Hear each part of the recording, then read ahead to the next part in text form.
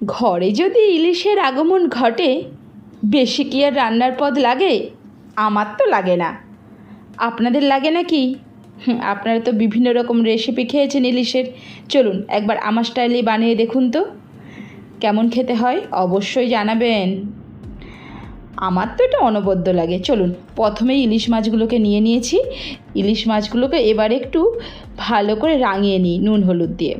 তারপর গ্যাসে একটা কড়াই বসিয়ে তেল গরম হলে মাছগুলোকে একে একে ছেড়ে দেব।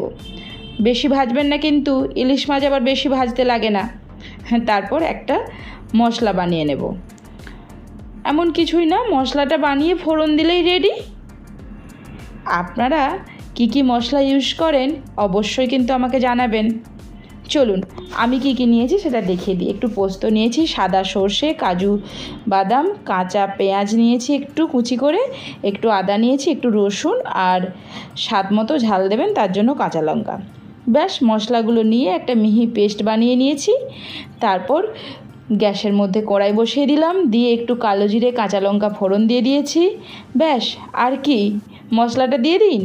মশলা ভাজা হলে তাতে অল্প অল্প করে জল দিন। ব্যাস, জলটা যখন ফুটে উঠবে মাছগুলো দিয়ে একটু অল্প আঁচে ঢাকা দিয়ে দিন। দিয়ে 2-3 মিনিট রান্না করলেই রেডি ইলিশ সুন্দরী। আর ইলিশ মাছের উপরে কাঁচা সর্ষের তেল ছাড়া কি আর চলে বলুন? তাই একটু দিয়ে দিয়েছি কাঁচা সর্ষের তেল, আর দিয়েছি কাঁচা লঙ্কা চিড়ে দিয়ে দিয়েছি। ব্যাস, আর গার্নিশিংয়ের জন্য উপর থেকে আমি একটু দিয়ে দিয়েছি ধনেপাতা কুচি। ব্যাস, আর কি, ভাতটা নিয়ে আসুন, তাড়াতাড়ি খেতে হবে তো।